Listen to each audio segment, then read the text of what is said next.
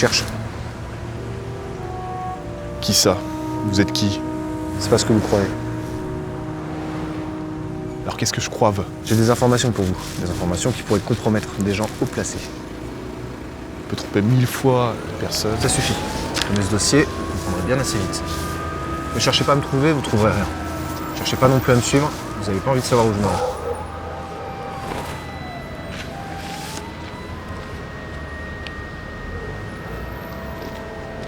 Ah, et une dernière chose.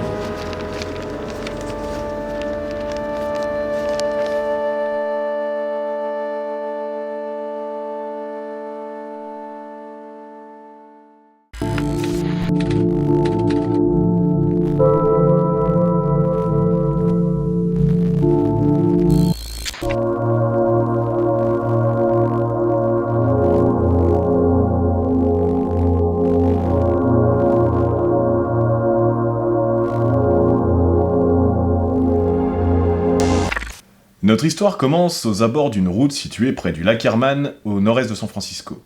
Un couple d'adolescents, Arthur Faraday et Betty Lou Jensen, s'y arrêtent pour passer la soirée et sera assassiné aux environs de 23h30, ce jour du 20 décembre 1968. Et ce n'est que le premier crime d'une longue liste. Le 4 juillet 1969, Darlene Ferrin et Michael Mageau seront agressés selon le même procédé près de Vallejo, toujours aux abords de San Francisco. On remarque une voiture. Une Chevrolet de couleur claire s'approche. Le conducteur semble repartir mais revint quelques minutes plus tard. Le tueur tire sur ses deux victimes plusieurs balles de 9 mm avant de repartir. La même nuit, un appel provenant d'une cabine téléphonique située à proximité met la puce à l'oreille des enquêteurs. Le tueur semble souhaiter prendre part à l'enquête. Ouais non, c'est extrêmement grave d'avoir de l'urine dans le sang. Michael Mageau est la seule victime survivante du tueur. C'est aussi la seule personne à avoir pu le décrire physiquement. Le tueur qui semble disposer d'un certain goût pour la mise en scène. Michael Mageau fournit aux enquêteurs un descriptif de l'homme. Blanc, jeune, environ 1m75 pour 90 kg. Cette description fournie par Mageau permet de dresser un portrait robot. À la fin du mois de juillet 1969, plusieurs journaux, le San Francisco Chronicle, le San Francisco Examiner et le Vallejo Times Herald, reçurent des lettres du tueur revendiquant les meurtres. Ces lettres étaient accompagnées de mystérieux cryptogrammes qui, selon l'individu, permettraient de connaître son nom une fois réunis et décodés. Jusqu'alors, la police n'a pu faire le lien entre les homicides, et ce malgré le mode opératoire similaire. Mais de mystérieuses lettres allaient confirmer tout ça. Cher rédacteur en chef, je suis l'assassin des deux adolescents Noël dernier à Lake Herman et de la fille le 4 juillet dernier. Pour prouver cela, je vais énoncer quelques faits que seul moi et la police savons. Le cryptogramme accompagnant les messages a pu être déchiffré grâce à l'aide d'un professeur de lycée et de sa femme habitant à Salinas. Betty et Donald Arden réussirent à recomposer le message. Un message qui fait froid dans le dos. Le tueur explique aimer tuer des humains. Il semble délirer et explique tuer des gens pour en faire ses esclaves au paradis. Ce texte est signé d'un cercle avec une croix à l'intérieur, comme une cible, qui deviendra la signature caractéristique du meurtrier.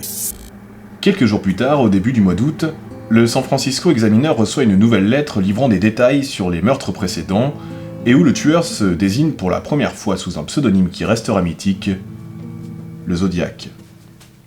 27 septembre 1969. Aux abords du lac Berryessa, 3 jeunes femmes s'installent pour y passer la journée. Elles se garent près du lac et remarquent une Chevrolet bleu clair se garer à côté d'elles. Un homme les aurait approchées. Il serait plutôt grand, environ 1m80 pour 90 kg, d'après leur témoignage. Près d'une heure s'écoule, puis lorsqu'elles regagnent leur véhicule, elles constatent que l'homme et la Chevrolet ont disparu. Ce n'est que quelques heures plus tard que Cecilia Shepard et Brian Arnell arrivent sur les lieux et s'installent pour pique-niquer. Les deux étudiants s'installent à Twin Oak Ridge, à l'ouest du lac Berryessa, quand un homme cagoulé portant la marque du Zodiac s'approche. L'homme porte une arme à feu et brandit un couteau en leur demandant leur argent ainsi que les clés de leur voiture, puis les poignarde. Brian Arnell reçoit 6 coups dans le dos et Cecilia Shepard 5 dans le dos et 5 devant. Cette dernière succombera à ses blessures quelques jours plus tard, tandis qu'Arnell survit à l'agression. Le tueur contacte ensuite la police pour dénoncer son crime selon le même schéma que l'agression commise à Vallejo quelques mois plus tôt.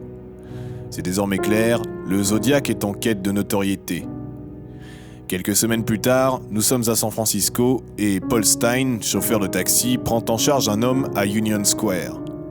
L'homme fait s'arrêter le chauffeur à quelques centaines de mètres de sa destination et lui tire alors une balle dans la tête. Des témoins aperçoivent l'individu voler les clés et le portefeuille de sa victime, découper une partie de sa chemise avant de la tremper dans son sang et de disparaître. L'ironie étant que, d'après le témoignage de 3 adolescents présents ce soir-là, le tueur est soi-disant un homme noir, ce qui permettra à un homme blanc d'environ 1m80 pour 90 kg de passer un contrôle de police sans être inquiété. 3 jours plus tard, le San Francisco Chronicle reçoit une nouvelle lettre, accompagnée cette fois-ci d'un morceau ensanglanté de la chemise de Paul Stein. Le Zodiac menace de s'attaquer à des bus scolaires avant d'envoyer 2 autres morceaux de la chemise de Stein. L'affaire prend une ampleur nationale. Certains crimes irrésolus sont attribués au tueur et la police reçoit de nombreux témoignages quant à son identité potentielle. L'ultime agression lui étant attribuée se produit entre San Francisco et Sacramento, près de 6 mois plus tard. 22 mars 1970. Kathleen Jones roule sur l'autoroute 132 près de Modesto accompagnée de sa fille Jennifer. Soudain, une voiture se place à sa hauteur, klaxonnant et émettant des appels de phare. Le conducteur lui annonce qu'une de ses roues présente un problème et se propose de l'aider. Il sabote la roue en toute discrétion, puis propose à la jeune femme de l'accompagner à une station-service. Kathleen Jones remarque assez vite le comportement anormal de l'homme, puis, effrayée, saute de la voiture en marche et prend la fuite à travers les champs avec sa fille. Elle prévint la police et reconnut l'homme grâce au portrait robot comme étant le Zodiac. Sa voiture fut retrouvée brûlée. Une lettre fut envoyée au San Francisco Chronicle au mois d'avril 70 avec un cryptogramme. Les dernières traces écrites du tueur datent de 1978, bien qu'aucune agression n'ait été revendiquée depuis 1969 à San Francisco. Au cours de l'enquête, plusieurs individus furent soupçonnés d'être le Zodiac.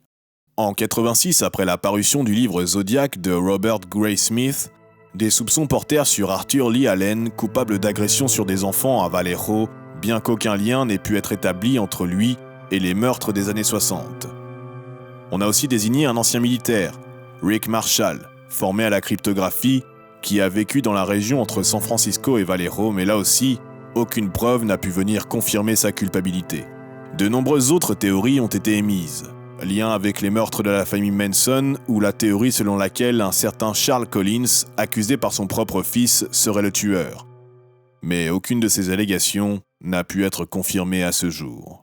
Encore aujourd'hui, le doute plane sur l'identité du tueur et de nombreuses agressions lui sont attribuées, notamment au début des années 60, sans qu'aucune preuve ne puisse être apportée.